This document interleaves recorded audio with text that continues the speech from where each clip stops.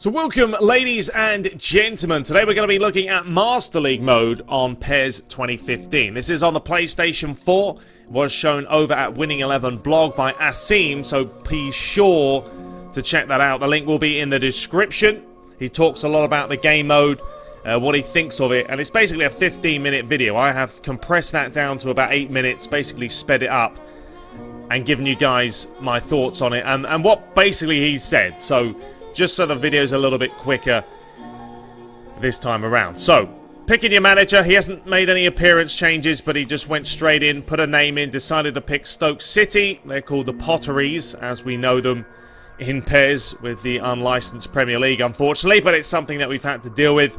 And then a nice little cutscene of him walking onto the field and having a look around at the stadium. So, we get straight into the topics menu bar. It hasn't changed from last year. What you will notice, it very much is the same as PES 2014, unfortunately, but there's been a few added tweaks here and there. I think Konami have really spent a lot of their time this year on My Club, and we'll do a separate video on that. But the UI, you know, it's very limited. It doesn't look great, does it? You know, it's boring colours, and we'll have to compare it to FIFA 15 and their career mode and the way they set it out, and it's just so much deeper, but it is what it is. This is what we have this year. On the left-hand side, all the usual options. Forward time, which is a little bit of an issue. Asim did talk about that, and I'll discuss that in just a second. Then we have team management, negotiations, my team info, database system, top menu, and then in the middle, of course, the stats of your team, the name of the manager,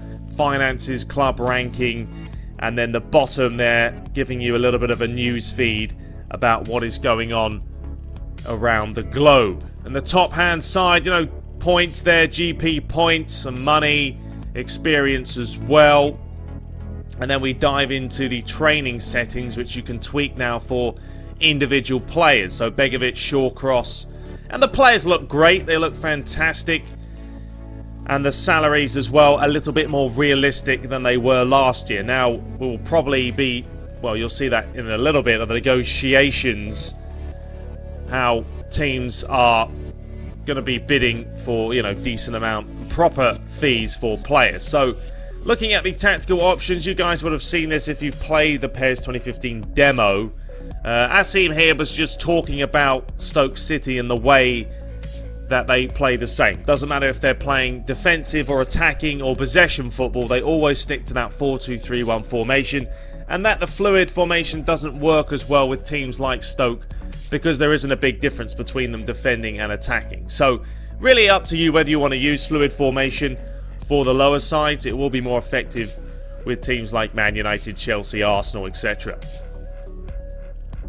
So next up, we're going to dive into negotiations. In just a second, you'll see a scouting report, and that will basically be given by the scout telling you which players you will most likely be able to sign. So he's just going through all the different options here. You've seen them all before, very much like last year with the same team info, database system, etc. So we're going to forward time, and this is something that is a problem because apparently you can't stop time now between different events. So if you want to do something between the 1st and the 8th, you won't be able to do that. It will just skip through all of that and put you into match day, which it doesn't seem right to me. You should be able to tweak every single day of the month. If you want to change it, you should be able to do that individually. So, I mean, I'm hoping that some sort of an update comes out there, but it's not going to happen now. Unfortunately, we'll have to wait till PES 2016.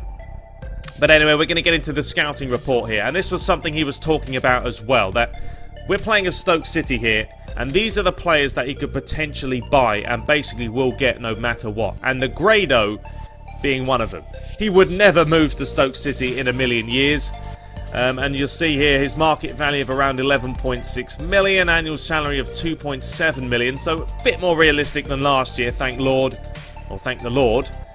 And also there, another player, Ivanovic from Chelsea, would never go to Stoke City in a million years. Yes, he's in decline on this. He's 30 years of age, but still, he does start for Chelsea. And just not really acceptable that he would move to Stoke. Another thing that Asim was talking about as well, these smiley faces here, the satisfaction level. They've added these sort of cheesy smiley faces, whether the player would be happy to move or not. And you'll see here as he goes down, the smiley face gets a little bit less, and just seems a little bit childish, really, doesn't it? You know, some sort of a negotiation system is needed. We should be having two separate negotiations where you apply for the player, ask how much they want. If they are happy with it, they'll say, yes, we want 15 million, we want 20 million. If they're not, they say, no, we don't want to sell our player. Forget it. So it's still, the negotiation's not good enough. FIFA has a very good negotiation system, transfer system. It works. You opt for the player, you try and buy him, you can scout them. If they're happy with it, then you end up picking them. So negotiations are, as much as the fees are better, you know, Darren Fletcher here, 10 million. Maybe he would go to Stoke. But, you know, some of these players, yes, you know, Salah, maybe he would go to Stoke City. He's not a regular at Chelsea, but he's only been there a season. So, you know, it is what it is. Can't really say too much. It's all about the gameplay this year, I feel. And Master League, it hasn't taken a big leap forward because I feel they've just spent a lot of time on my club. And you'll see that when we look at the other video. You know, the interface looks better, the UI, the way it's presented. So there's the training match. Obviously lost 1-0 to Lazio. The ticket receipts there as well. But once again here, from the 11th to the 18th, cannot stop the time. Got to go straight into the first game of the season. And we just don't get a chance to be able to do things that we want to do. Maybe we want to train players a little bit more, make some more negotiations. We haven't been given the option because we have to go from one date to the other. So that's something that just really needs to be sorted. You know, you can in FIFA stop time and do what needs to be done. And we have to compare it to FIFA because they are the same type of game, football genres. And it is what it is. But anyway, he did manage to pick up Salah. Had a look at some more players as well. Debussy there. You know, would he be leaving and going straight to Stoke City? No, he wouldn't. But more players are better suited here, like Ruiz, Britton, Coloccini, you know, Torres getting on a bit. So them players, maybe they would head to Stoke City, depending on the circumstances and how much you were willing to pay. So this is basically it, guys. That's Master League in a nutshell. It hasn't been a big leap from last year, unfortunately.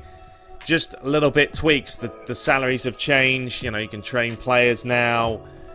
And a little bit of an interface overhaul slightly. But it is what it is. You know, let me know in the comments what you guys make of Master League that's been shown. I think the gameplay, as Asim has said, is going to save the game on Master League. It's just basically going to be there just to try and tweak your team, enhance them, and try and push through the ranks. But anyway, I hope you guys enjoyed this quick video. Be sure to check the original out. But until next time, take care.